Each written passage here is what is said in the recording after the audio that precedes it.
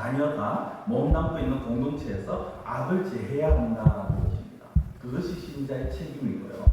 그래서 오늘 보면 21절 마지막에도 보면 중간에 보면 이같이 내가 너희 중에서 악을 제하라고 하시는 말씀이 바로 이것입니다. 패역한 아들을 징계해라, 처벌해라, 죽여라 이게 목적이 아니라 그 너희가 있는 그 모임 가운데, 너희가 속한 그 공동체 가운데, 너희가 속한 지체 가운데서 악을 제하라, 이것이 하나님이 이 말씀하시는 목적이라는 것이죠.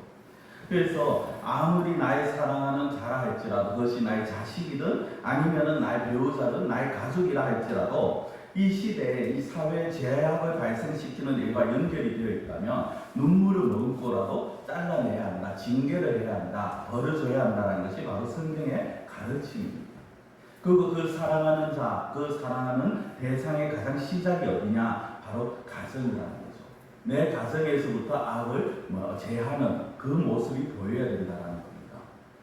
그래서 사실 자식들을 부모에게 태어나게 하셨을 때는요, 그 부모에게 자녀를 교육시킬 1차적인 의무와 책임을 하나님이 같이 주시는 것입니다. 이 자식이 잘한 것도 자식이 잘못한 것도 모두 부모의 책임이라는 것이죠. 그래서 물론 우리가 보면 그런 말을 할 수 있어요. 내가 낳은 자식이지만 내 마음대로 되느냐, 안 되지 않느냐. 부모라면 누구나 그렇게 또 말씀들을 하실 겁니다. 그렇습니다. 우리가 우리의 뱃속에서 특히 어머니들이 여성노인들이 자신의 배로 낳은 자식이지만 자신 마음대로 되지 않습니다. 내 뜻대로 되지가 않죠. 모든 자식이 부모의 뜻대로 잘 안 나갑니다. 따라와주지 않습니다. 오히려 부모의 원보다 반대로 가는 경우가 더 많죠. 그렇다고 해서 자녀들이 원하는 대로 다 양보해줘야 됩니까? 아니라는 거예요. 왜? 자녀들은 부모의 책임이기 때문이라는 것입니다.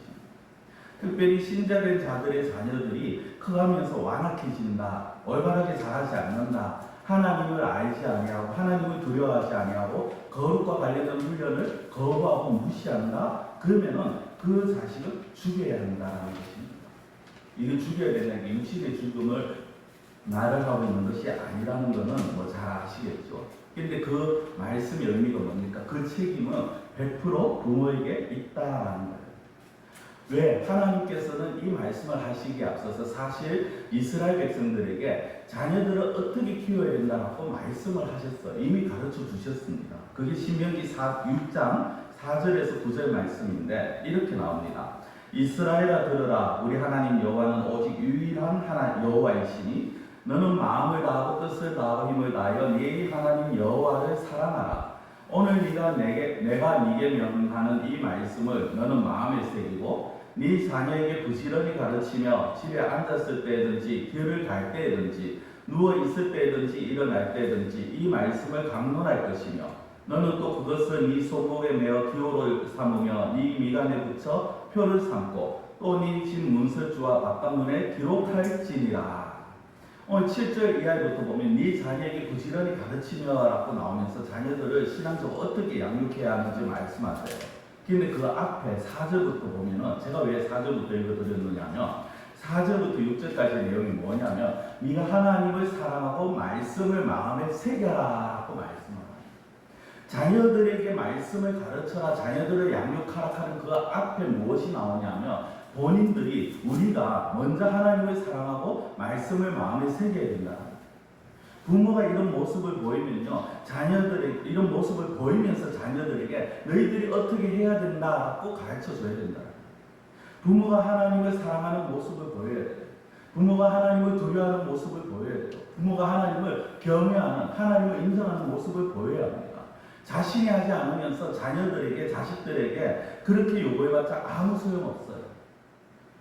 왜? 자식들은요, 부모를 따라가기 때문입니다. 자식들은 부모를 보고 그 부모의 모습을 따라갑니다. 내 부모가 무엇을 제일 소중하게 여겼는지, 내 부모가 무엇을 제일 무서워했는지, 내 부모가 인생을 어떻게 살았는지, 무엇을 위해 살고 있는지, 무엇을 가장 귀하게 여기고 있는지, 무엇으로 살아가는지, 자녀들은 그걸 보고 가는 거예요.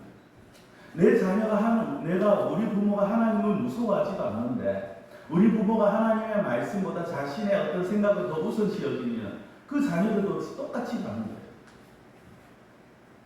여러분들, 우리 자녀들이 어떻게 살아가야 되는지, 무엇으로 살아가야 되는지 언제 배우는지 아십니까? 학교에서? 아니면 성인이 되어서? 아니요. 어릴 때부터 가정에서 우리 부모님이 어떻게 살아가고 있는가를 보면서 살아가는 거예요. 부모님이 성실히 그리고 하나님 백성답게 살지 않으면요, 자녀들 역시 같은 모습을 따라간다는 거예요. 우리가 사실 이것도 이성적으로는 알아요. 지식적으로는 사실 압니다. 근데 잘 안 되죠. 안 되는 이유가 뭡니까? 이 세상이 그렇게 호락호락하지 않거든요. 이 세상 살아가는 게 그렇게 쉽지 않아요. 그러다 보니 부모들 입장에서는 삶에서 하나님을 바라보고 하나님을 두려워하기보다 세상을 더 두려워할 수밖에 없습니다. 내가 돈이 있어야지 자녀들을 제대로 가르칠 수 있으니까요. 내가 뭔가 좀 돈이 있고 사회성적인 지위가 있고 가진 게 있어야지 내 자녀들을 그래도 좀 더 좋은 대학에 그리고 더 많은 것들을 자녀들에게 물려줄 수 있기 때문에 자녀들을 위해서 내가 그렇게 살아간다고 말을 합니다. 근데 그게 아니라는 거예요. 자녀들을 위해서 그렇게 살아가지만 실상 자녀들이 보는 건요, 아, 우리 아버지가 나를 위해서 저렇게 힘들게 열심히 일을 하는구나가 아니라, 아, 우리 아버지가 돈을 위해서는 어떻게 보면은 인생을 위해서는 하나님의 말씀도 무시하는구나. 우리 아버지가 정말 어떻게 보면은 자녀 가정을 위해서는 하나님의 말씀을 그냥 우습게 여기는구나. 그렇게 보게 되어진다는 거예요. 성도는 우리가 돈을 아둥바둥 모아서 자녀들을 위한다. 그게 정말 자녀들을 위한 것일까요? 그렇게 우리가 지금 우리 기성세대들이 그렇게 자녀들을 키워왔지 않습니까? 특히 연세 드신 분들 어렵고 힘든 시대에 살면서 자신이 먹을 거 못 먹어가면서 그렇게 돈을 벌어서 자녀들을 키웠잖아요. 그런데 그 키워온 자녀들이 살고 있는 이 시대가 어떤 시대입니까? 부모에게 부모가 용돈을 안 준다고 노모를 칼로 찌르는, 유학까지 다녀와서 자기한테 잔소리한다고 칼로 찌르는 그런 시대가 이 시대예요. 그게 무엇입니까? 그렇게 아둥바둥 자녀들을 위해서 살아왔지만 삶에서 보여주지 않으면 아무 의미가 없다는 거예요. 왜? 그들 역시 그렇게 부모를 칼로 찌르고 죽이는 그들 역시 보고 배운 게 뭐냐? 돈을 위해서라면 무슨 수단을 써서라도 그렇게 살아야 된다고 배운 거예요. 그러다 보니까 부모의 모습을 보면서 자신도 그렇게 하는 게 당연한 것처럼 생각하고 부모의 권위는 인정조차 하지 않는다는 거죠. 성도 여러분, 지금 우리의 삶이 우리의 자녀들의 미래를 좌우한다는 것을 우리가 기억해야 합니다. 옛날에 전자제품 광고 중에 모 전자회사에 이런 광고가 있었죠. 순간의 선택이 10년을 좌우합니다. 저는 이거 참 많이 이용해 먹어요. 네. 어디 가서 간혹 이제 강의를 하거나 이야기를 하거나 할 때 보면은 당신 이 한순간의 선택이 당신 평생을 좌우합니다. 그렇게 말을 하기도 하고 많이 쓰는데요. 오늘은 이렇게 한번 바꿔보고 싶습니다. 부모의 삶이 자녀의 인생을 좌우합니다. 순간의 선택이 아니라 부모의 삶이 자녀의 인생을 좌우한다는 거예요. 부모로 계신 분들이 자신의 영혼을 위해서 자신의 어떤 신앙의 거룩을 지키기 위해서 세상을 외면하고 세상과 싸우는 모습을 보여주지 않으면 자식은 부모를 부모로 어른으로 배워야 할 모델로 인정하지 않는다는 거예요. 자, 오늘 말씀 가운데 그런 부분이 한 군데 또 나오는데 좀 재밌는 게 하나가 나와요. 무엇이냐면 패역한 아들에 대해서 말을 하면서 이 패역한 아들을 어떻게 표현하느냐? 술에 잠긴 자라고 표현을 합니다. 본문 20절인데요. 그 성읍 장로들에게 말하기를 우리의 이 자식은 완악하고 패역하여 우리 말을 듣지 아니하고 방탕하며 술에 잠긴 자라 하며, 여기에 방탕하고 술에 잠긴 자라고 나오죠. 근데 이와 유사한 표현이 신약에 나옵니다. 혹시 기억이 나십니까? 신약 성경 에베소서 5장 18절에 보면 이렇게 말씀하세요. 술 취하지 말라, 이는 방탕한 것이니라고 나옵니다. 술 취하고 앞에 오늘 본문 20절에 술에 잠긴 자, 오늘 에베소서 5장에서는 술 취하지 말아라고 나옵니다. 술에 잠긴 것도 방탕한 거고 술 취한 것도 방탕하고 어차피 같은 말입니다. 근데 이 에베소서 5장 18절에서는요, 술 취하는 것과 무엇을 대조를 시키느냐 하면 성령의 충만함을 대조를 시킵니다. 성도들, 이 둘은요 비슷한 것 같지만 달라요. 말이 다른 게 아니라 내용이 완전히 다릅니다. 먼저 술에 취하면요 어떻게 되어지느냐, 그 사람의 생각이 마비가 되어집니다. 그 사람이 스스로 뭔가 자기 결정권이 사라져버려요. 제대로 된 올바른 결정을 하지 못합니다. 뭐 제가 이 부분에 대해서 술도 안 마셔본 목사가 하실지 모르겠습니다만은 누구나 아는 거잖아요. 그렇죠? 그리고 제가 전에도 말씀드렸지만 저 역시 이전에 방탕한 삶을 살았을 때, 탕자의 삶을 살았을 때 정말 온갖 나쁜 짓을 다 하는데 술이라고 믿겠습니까? 예. 근데 그 술을 마시면요, 처음에 한 잔 들어가고 두 잔 들어가면 기분이 좋아요. 세상 근심이 싹 사라져요. 마음에 답답한 게 그냥 싹 풀리는 것 같아요. 그러다가 석 잔 들어가고 넉 잔 들어가고 다섯 잔 들어가다 보면은 어느 순간에 내가 술을 마신 게 아니고 술이 나를 마십니다. 그러면서 어떻게 됩니까? 내가 결정을 제대로 못하게. 뭔가 지금 나의 쾌락을 위해서 결정을 하고 나의 어떤 재미를 위해서 결정을 합니다. 근데 그게 술이 깨고 보면은 내가 왜 그 결정을 했지? 라고 후회를 하게 되죠. 성도는 술은요, 처음에야 기분이 좋죠. 그러나 계속 하다 보고 술에 잠기게 되면 어떻게 됩니까? 몸이 엉망이 되는 것은 당연한 것이고, 이 술이라는 것이 사람의 선택권과 의식을 빼앗아가거든요. 근데 반면에 앞서 에베소서 5장의 말씀처럼 성령 충만하게 되어지면요, 올바른 선택, 올바른 결정을 할 수 있게 된다. 어떤 분들은 성령이 충만한 것이 성령께 사로잡히는 것이다라고 말한다. 맞는 말이에요. 그런데 성령께 사로잡히기 때문에 자신의 어떤 의지나 자신의 결정권이 하나도 없다라고 말합니다. 그건 아니에요. 성령께 사로잡힌다는 건 무엇이냐면 성령께서 내가 올바른 선택을 할 수 있도록 올바른 결정을 할 수 있도록 나에게 지혜를 주시고 나의 길을 가르쳐주고 인도하여 주신다는 것이 나의 어떤 자유의지마저 나의 결정권마저 박탈한다는 그게 아니라는 거예요.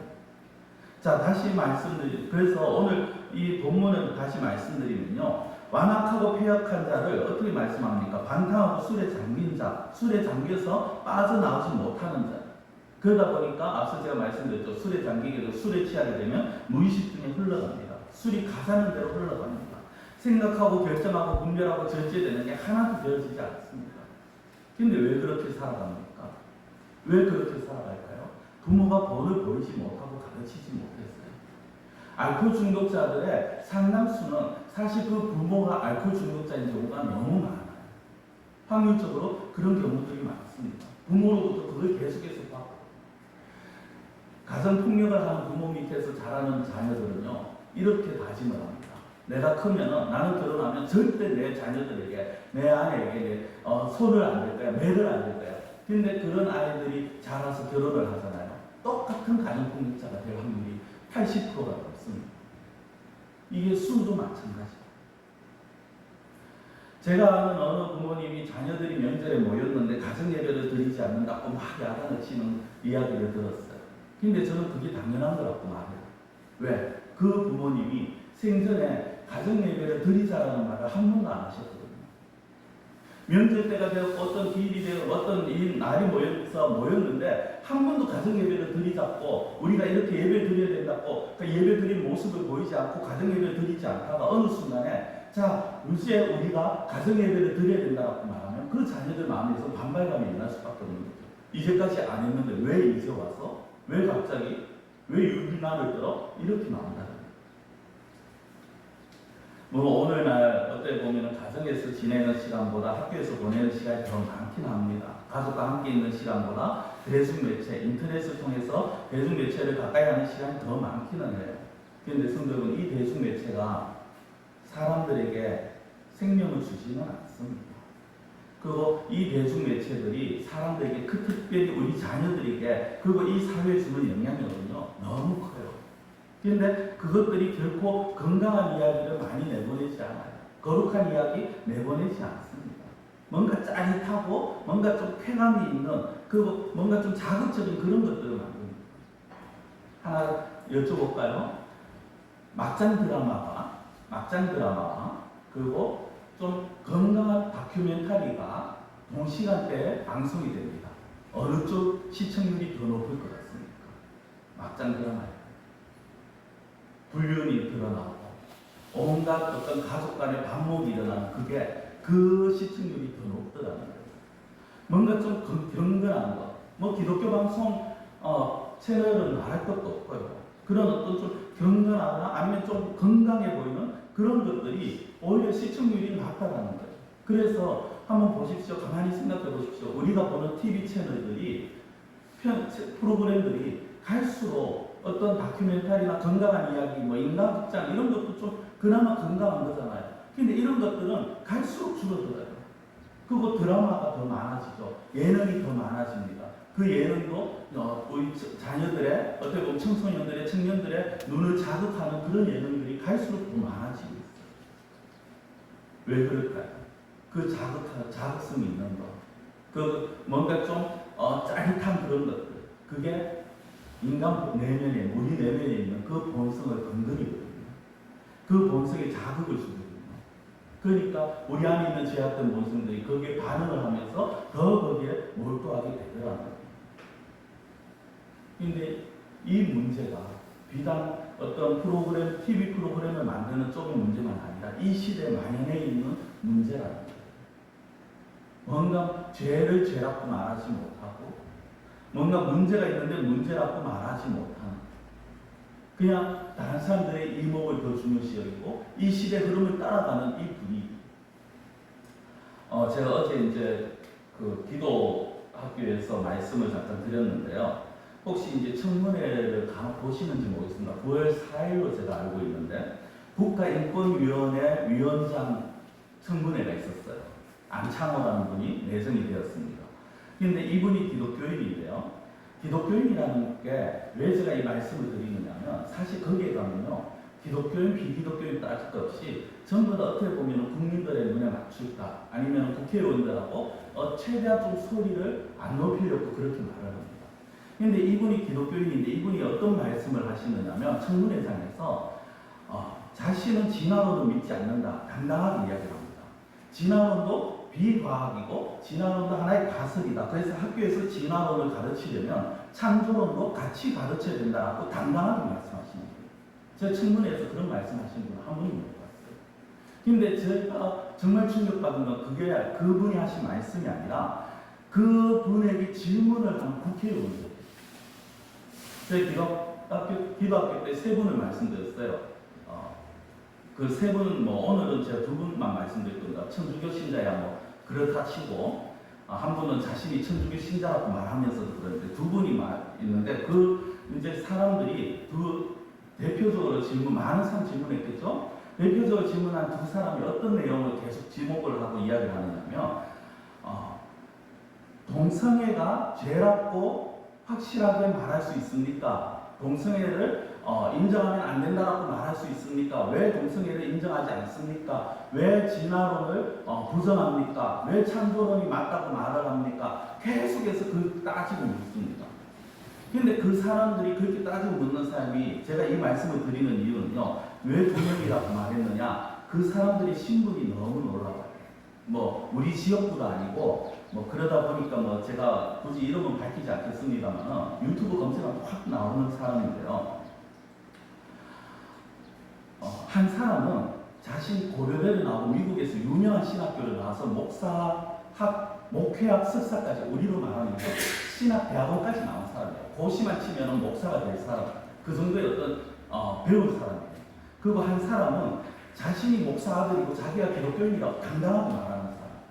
그런데 그런 사람들이 왜 동성애가 죄라고 말을 하느냐, 왜 진화론이 가짜라고 거짓이라고 그렇게 말하느냐.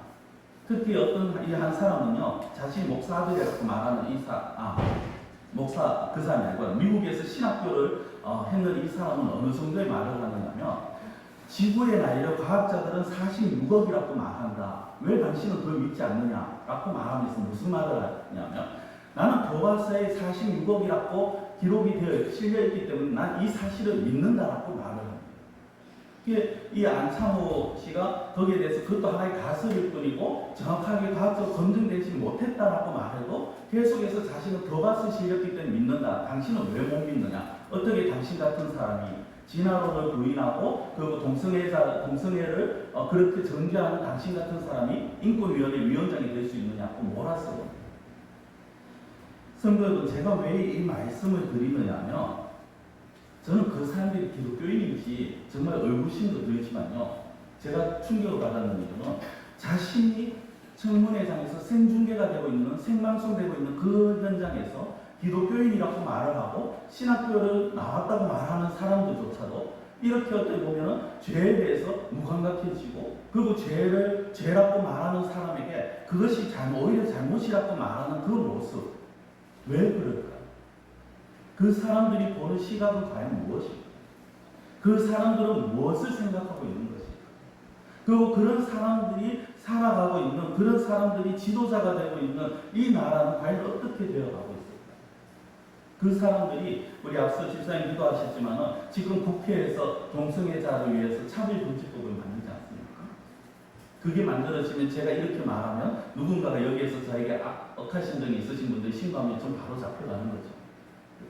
미국의 이 차별금지법이 통과된 주에서 남성 성기가 달려있는 상태에서도 나는 여자다라고, 그렇게 나는 여자라고 생각한다라고 당당하게 여탕에 들어가서 난리가 나는 일도 있어요.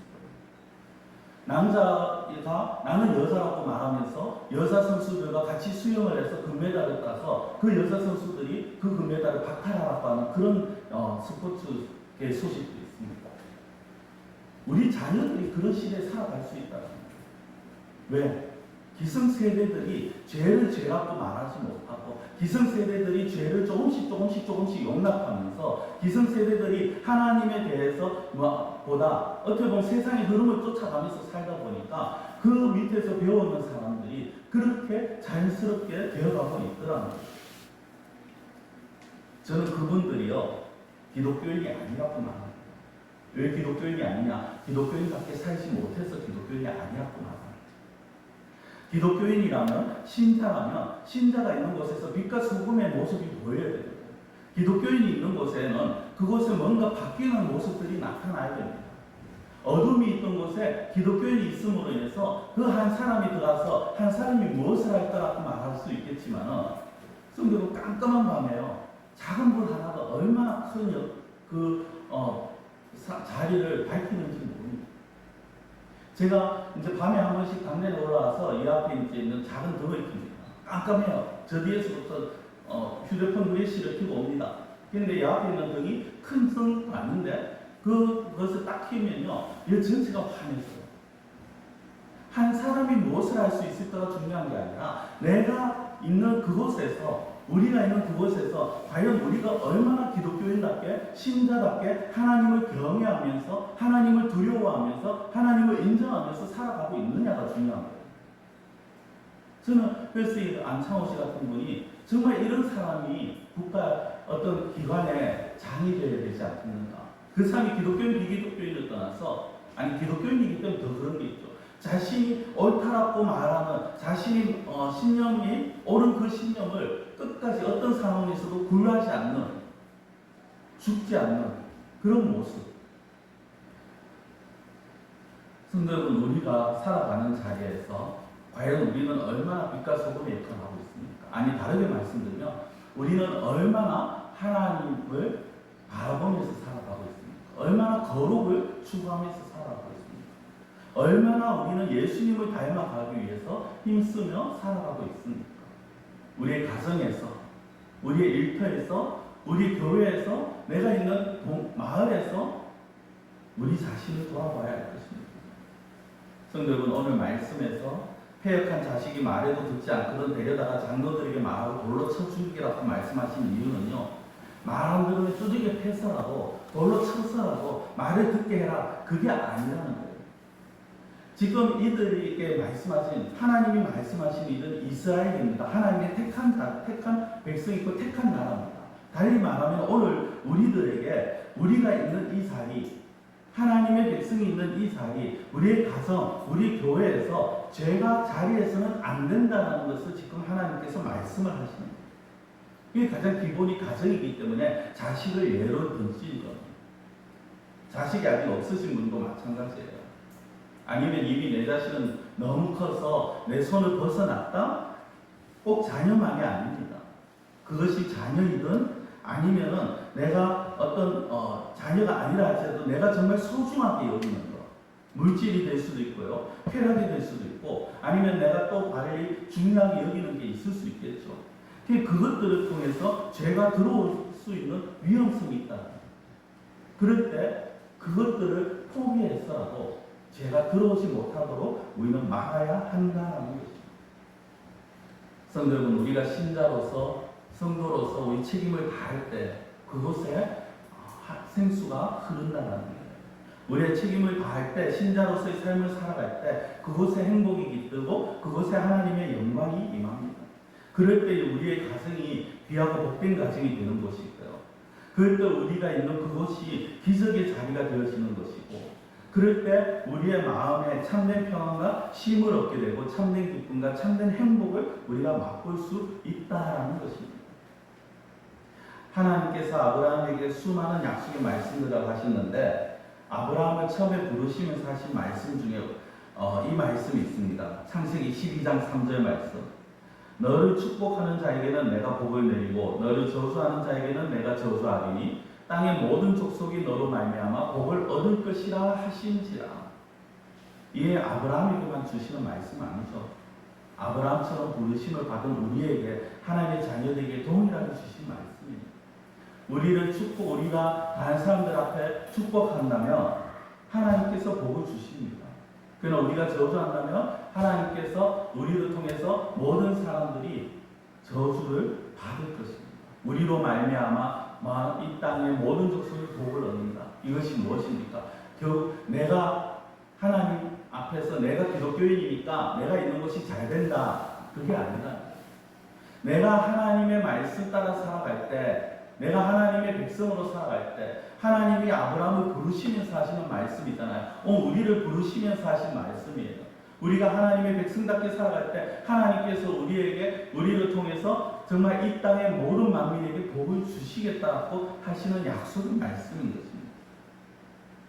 그 기준은, 시작은 내가 먼저 시작이 되어야 되고 우리 가정이 먼저 시작이 되어야 되는 것이죠. 말씀을 맺겠습니다. 사랑하는 성도 여러분, 여러분들의 가정을 지키시기 바랍니다. 여러분들의 자녀들을 지키시기 바랍니다. 여러분의 자녀들에게 복과 생명을 전해주는 분이 되셔야지, 여러분의 자녀들에게 사망과 고통을 전해주시는 분이 되서는 안 되지 않겠습니까? 나를 통해서 내 자녀들이 나의 어떤 모습을 보고 자라는가를 우리가 늘 염두에 두셔야 돼요. 우리의 자녀들을 정말 사랑하신다면, 여러분들의 후손들을 정말 사랑하신다면, 그렇다면 내가 어떤 삶을 살아야 될까? 가정에서만이 아니라 일터에서 내가 어떤 삶을 살아야 될까? 신자로서의 삶, 신자로서의 책임, 빛과 소금으로서의 책임, 죄가 들어올 틈을 주지 아니하고 오히려 하나님 나라를 이루어가는 그러한 모습이, 그렇게 함으로써 여러분을 통해서 여러분들의 자녀와 여러분들의 가정과 여러분들의 직장과 그리고 여러분들이 속한 이 교회가 하나님으로부터 복을 누리게 되어 그러한 은혜가 임하시기를 축원합니다. 기도드리겠습니다. 사랑의 하나님 아버지, 우리가 살아가면서